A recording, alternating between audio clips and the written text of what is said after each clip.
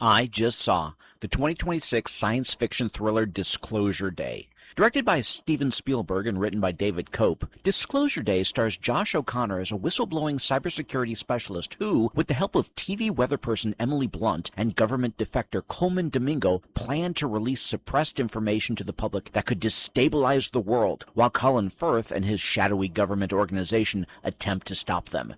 There was some really cool ideas in this movie, like the powers of the magic baubles, as well as those imbued in the main characters, and especially in Emily Blunt's Margaret Fairchild, that were written well by Cope, and how they were used throughout helped keep my interest piqued. Also, Spielberg shows once again that he is a master director by way of precise camera movement and the way that he used light and shadow, particularly moving light and shadow, through his shots, and glare. I don't think I've ever seen so much glare used to wonderful effect in a film, but this technique really helped create such a specific look and feel. On the other hand, as great as it all looked, those things didn't help the overall story, which, despite my wanting to know what was going to happen and how it would all end, was not really that engrossing. At times, I had trouble following certain people's motivations, like Colin Firth's Noah Scanlon, who wanted to keep the stolen information under wraps and would do anything to achieve that, until at times he wouldn't do anything to achieve that. In fact, at the end, he simply appeared to say screw it, and became a complete non-factor for reasons that I couldn't grasp.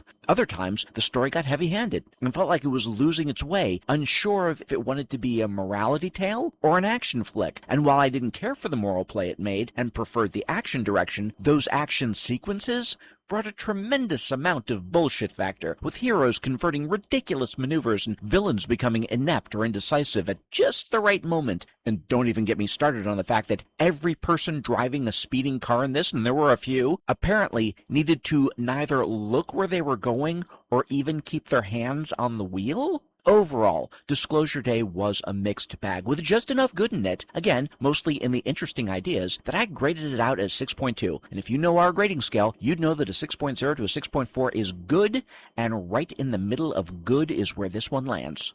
But don't take my word for it. Check it out for yourself and let me know what you think in the comments. Now I gotta run, because the next movie I want to see is starting right this minute.